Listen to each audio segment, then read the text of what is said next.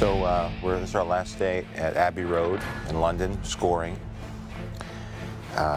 Because of the schedule, we're editing upstairs in this facility. Meanwhile, Rick Pearson, one of our editors, is at the ranch, at Skywalker Ranch, trying to help do pre-dubs on the sound. We're still making picture changes. A tiny fraction of the effects are in. A lot of elements have been decided, but there's still a lot of things up for grabs. It's crazy. And now we're really just playing beat the clock, because I think we understand what we have to do. It's just a matter of executing it with quality to live up to what people expect and hope this film will be. There's a lot of things that have to come together for this movie to work out. When post-production, a lot of it is people expressing what their instincts are to each other and debating that back and forth. And that's a dichotomy right there. You're explaining what you feel. I actually like this ending. Oh, you like this ending? Well, I like the thoughtfulness of this ending. I kind of do. When you push through something, you're sometimes eliminating the best idea because it hasn't occurred to you in the moment. Undoubtedly, when you are on the floor directing, you have so many things on your mind that it would be foolish to think that in that moment you have the proper insight into how the film should be cut. Let me see if I can get a few more frames. You need him to see it. That's the thing, is if you're seeing it. You tend to carry in expectations that you have from the scripting process, the development process, the shooting. What take you circled, you thought that was the magic take because it felt good on the set, but really it doesn't matter. What matters is what's in the can and what the overall story is. This cut's gonna be good.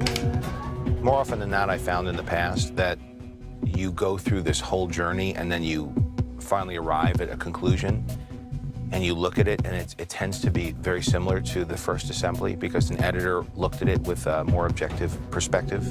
Put it back, that wide's good there. He's not reacting to anything. Just put him after, right before she walks up, put him after. But he gets too close to the first one. No, but that's not, you don't need it. It's good? Yeah. Very good. I tend to let the editors have room because the process is going to be so crazy later with so many people having voices that I want to give them a moment. What's nice in the editing room and for the director's cut is you could, I have the permission to really say, it doesn't feel good to me. Try this, let's just try this. And with non-linear editing, it's easy to try different things very quick. If we could recover from Uncle Sam into it, can we just take this cut and drop Uncle Sam into that middle slot and see what happens? Let's just see, maybe it'll work. You never know. That's how the magic happens. A lot of what happens creatively at every step of the game, but especially for an editor, I think, is you just indoctrinate yourself to everything. And it's not like you consciously make decisions. I think that things occur to you. You feel it. It's instinct. It's what you feel in your gut is right. I agree with you, but I'm wondering if you actually do it hammer first, then he just quickly goes Russia, Iran, and then we're out. Instead of making a big to-do, The expression is the last rewrite takes place in the editing room. And that's really the most important one. And it's the part of the process I like the most. Yeah, so That's great. Okay. That's it. Sometimes you could eliminate like a 3-minute scene that's just tearing the movie down and just making the whole act hammock. You get into these discussions where it's like, well, we got to cut the scene. Well, you can't cut it because how else are you going to find out that this happened? And then sometimes Jarvis could help supply that. Anton Vanko was a Soviet physicist who defected to the United States in 1963. The Jarvis dialogue was always a very useful tool to help solve plot problems. There was a very long, protracted sequence of us figuring out that he's dying and that the heart has to be, and then we had added late in the game the idea that he has to swap an ingot out into the thing. Do you like that, Maddie? The idea of coming out, grabbing things, walking around through the thing, calling out my soldier, putting it in. Things would change on the set and change in the editing room. It was great to have Jarvis express what we obliquely said, but people wouldn't understand, and certainly when he's putting his heart in at the beginning. You are running out of both time and options. Unfortunately, the device that's keeping you alive is also killing you. And then I went to Paul, because I'd worked with Paul on Wimbledon, and I love Paul. Paul's a very funny guy. Right now, it's reading as a screen that has the stock price of Stark going up, and so this would reflect that. We're also trying to get maybe somebody to do a bit from a monologue or something from a late night show making fun of the government, what happened in the Senate hearing, so topical humor. In which case, Well, Conan needs a job. All right, Last time we were actually, he was in New York, and he did it over a tie line. We would show him the scene. We would supply him with pages. He'd read through it. This time we actually had several sessions with him, and he came in. This movie's a bit heavier. I mean, he's dying in it. All right. And you kind of the only one who knows. Right. So there's certain times I think when it's appropriate to joke around, and other times, well, we're sort of, the audience doesn't know what's happening, but you do and he does, and it could be very helpful in that area. He helps us with the wording, and his British accent sounds better. This is the one that's not going to be the movie, but let's give it a shot. Welcome home, sir. Congratulations on the opening ceremonies. They were such a success, as was your Senate hearing. Paul and Robert have never performed together. It's always been me on one end and me on the other end. So I'm sort of in between. And then you take me out, and then they come together well. Sir, I recommend you change out and you control the thing. You open the thing up. I have run simulations on every known element. I am sorry, sir. This is not a suitable replacement for Palladium. And it's amazing how much personality we could bring to it. And it's justified because Tony Stark would program that. He's creating his friends, and you know, it's about a person who's very isolated and has the only people close to him are the creatures he created. Jarvis, could you kindly vacuum a digital wireframe? I need a manipulatable projection at your earliest convenience. The music in this film, we were a little bit more ambitious this time with what we were trying to do. This is why you come here, to get that. Ringo drank out of this one. It was nice to come to London. Abbey Road was a really great place to come to. A sense of history, not just with the Beatles, but with film, you know, with Star Wars and with Lord of the Rings. It's a great, great place to work. Being that this score is sort of a bigger in scope score than the first one, we wanted to obviously go and record at Abbey Road and do it sort of the right way with a big orchestra.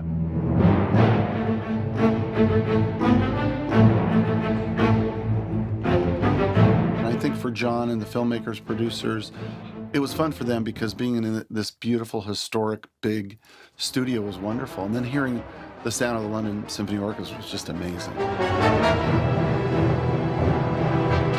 Since I privatized world peace, he's on the ropes, and now he gets the, you know, the sort of the swell, the Mr. Smith goes to Washington type swell.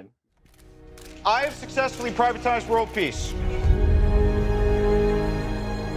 He wanted to create a different score for this film because this film is a lot different than the first in that you've got different characters, you've got a much different type of villain.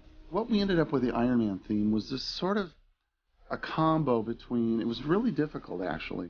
We treaded on ground that was sort of familiar, I think, to what the fans are going to want to hear. We did a number of versions of his theme. For instance, you hear his theme on the track when he first puts on his suit.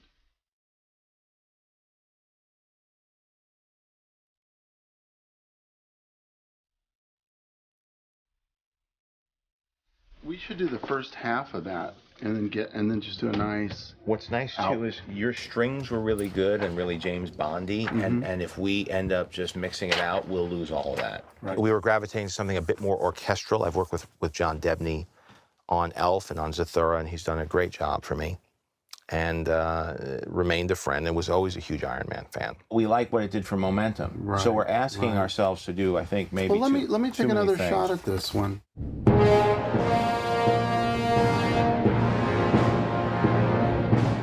I believe it was Kevin had an idea to come up with this Howard Stark Expo song. Everything is achievable through technology. Better living, robust health, and for the first time in human history, the possibility of world peace. I thought it was a terrific idea, and so who better than to hire Dick Sherman? I mean, he did the score of the first movie I ever saw, Chitty Chitty Bang Bang. That was the first movie my dad took me to. And I remember it. I remember that. And it must have made an impression because I'm making movies.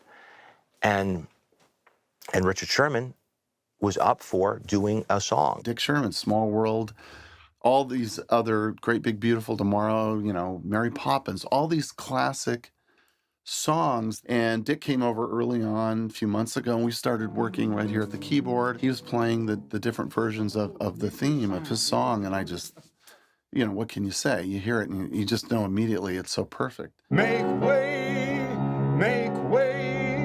tomorrow's coming today.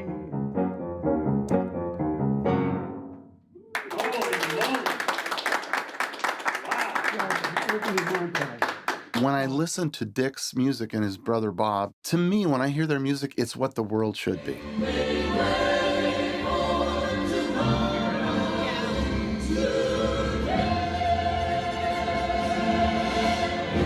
You know, Great. It's a great Right? It's a great One of the things John and I spoke about early was how much should be more contemporary guitar driven and how much should be a little more conventional orchestral driven. This is the amazing, illustrious Tom Morello. that is Tom Morello. Here I am. The first movie, Tom came in and played a bit on that. Tom's a friend. He's, if not one of the most talented guitarists around. Has a great sound that fits Iron Man. Grew up a tremendous Iron Man fan. I was a huge comic book fan, collected thousands of comic books, and among them, as a kid, Iron Man was my favorite.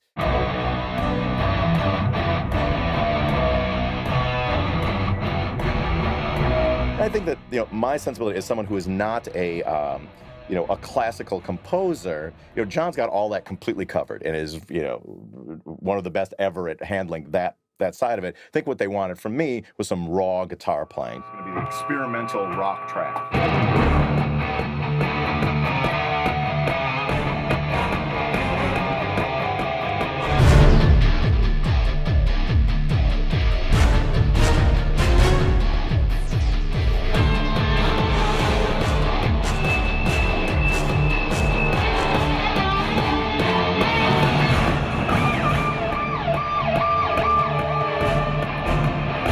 There was a different approach for Iron Man 2 and working with John Debney, putting the electric guitar, meshing the electric guitar with the movie.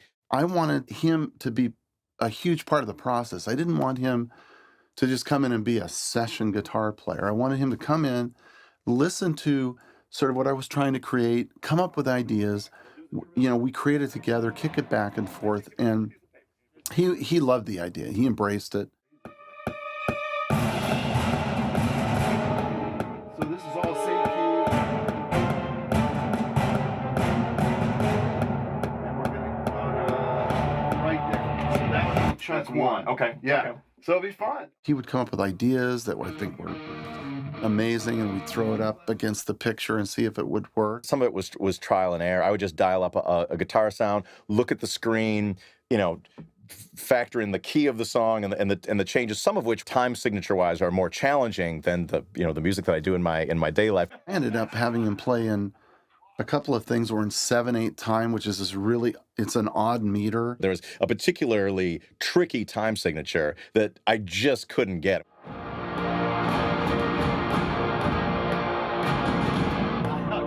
More time. Till finally there's a Pro Tools screen where you can actually visually watch the sound as it goes by. Does this help at all if you can see absolutely. it? Oh, yeah. There's my piece of paper, baby. There it is. All right. So I had to do it literally by sight and just like watch the little marker as it went down the screen. And when it came to that little blue spike, okay, play there.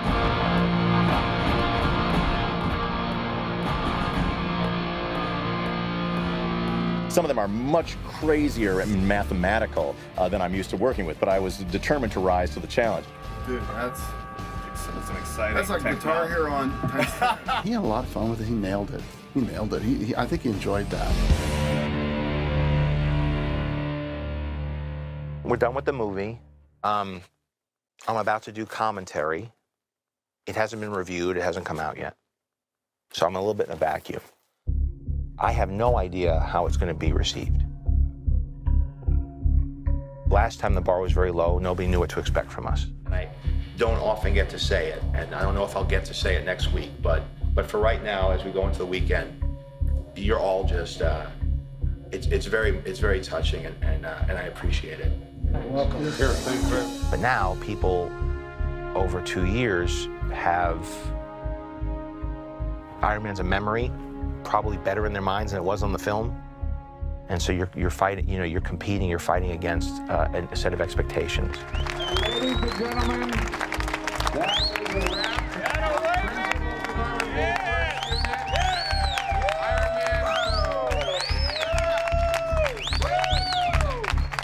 There was a feeling in our first Iron Man of taking the subject matter seriously and not taking ourselves seriously. I think the tone was what made the movie win. Because of the success of Iron Man, Marvel actually had a little bit of stability. You know, everything's changed a lot. I feel like, you know, I landed at Plymouth Rock and got to pick out where the settlement went. It's very rewarding, but there's also a lot of stress. And there's always this need to top yourself. When we get into a sequel, that's where we really sort of take the gloves off and go, okay, now it worked, the audience knows us, the audience likes us, and here's what we want to present to them now. There was not a weak link here, and it's going to show on the screen, and I just want to thank you all with deep gratitude from the bottom of my heart. Thank you all very, very much. I think it should be the most emotionally impactful. It should be the coolest to watch. There's some things that I really am looking forward to. Obviously, the climax of the movie, the expo. I want to see how all of that works. There's so much that I won't know until I see it. By the time I get into the theater, I'm sure I'll be completely blown away by what John and his teams have put together. I'm really excited to see all the stunts and how that ends up after all of the post-production work. Every choice that we make is about how we're going to get the audience to respond. Are they going to cheer? Are they going to get chills at this moment? We worked our asses off just to get Iron Man 2 to a place where it could maybe be on the mantle next to the first one. We're really all working on narrowing in on that character, on that tone that we felt worked as soon as we saw the first movie. So I know one of the really big things as we went into this movie was, let's keep that tone. And that tone is what makes an Iron Man movie. And I think we did that. What makes it fresh is this sort of perfect storm of creative talents that has come together. It's Marvel, it is Favreau, it's Downey, and the supporting cast. Working with Robert and Favreau and Gwyneth, it's been a real pleasurable experience. It was a great experience. I loved the first movie so much, and so as soon as I heard that there was a possible part in the second installment, I was all over it. You know, I was desperate to be a part of it. People love Iron Man, and I love Iron because I'm a little bit prejudiced. We were going to really stay true to what fans enjoyed about the first one, but yet they want bigger and more. So that's always an interesting line to walk. In this film, it's bigger, better, badder. Absolutely. And yet there's so much stuff that we weren't able to fit in here, and now I realize it wasn't time. I hope this relationship gives us some place to even go further in the next one. It opens the door to the rest of the Marvel Universe that we're going to explore in our subsequent movies. We thought about what the big picture would be and what we were leading to. And when we were talking about the first one, I said, you can't do number 3. Number 3 has to be the Avengers. This is going forward in the Iron Man trilogy and possibly into Avengers. We had to hold something back. So as much as I'm happy and excited with what we were able to do this time, I cannot wait to take the leaps we will, should we be afforded another opportunity. We found a way to create, I think, a nice, fun tone and personality of the franchise that people seem to want more of. And it's been an adventure making a second one. Are we at 10 minutes yet? No? All right, thank you. Now we have to yell cut. All right, good night, everybody. Good night, everybody. I'm Downey, and that's Marie. All right, buddy. Is that all? I think that's all we have to do.